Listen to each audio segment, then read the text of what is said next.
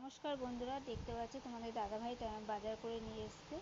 তো আমি এগুলোকে এখন যেখানে যেটা রাখি সেগুলো তাড়াতাড়ি করে রেখে দিচ্ছি। তো আলুর জায়গায় আলু, পেঁয়াজের জায়গায় পেঁয়াজ, তারপরে তোমার লঙ্কার বোটাগুলো ছাড়িয়ে একটা প্লাস্টিকে করে আলাদা করে রাখলাম। আলুগুলোকে ছাড়িয়ে নিলাম, আর আমটাকেও কেটে নিচ্ছি কারণ আমের আচার চাটনি করব। আর ওই কুমড়োর মুখটাকে ফেলে দিলে না, কুমড়োটা অনেক দিন থাকবে বলে কুমড়োটাকেও কেটে নিলাম। তো যাই হোক, এগুলো কেটে তারপরে আমি এগুলো কেটে যে যার যার জায়গায় সব গুছিয়ে সুন্দর করে গুছিয়ে রাখলাম, যতটা কাজ গুছিয়ে রাখা যায়। আর শাকগুলোকে বেছে কেটে কুটে রেডি করে রাখলাম।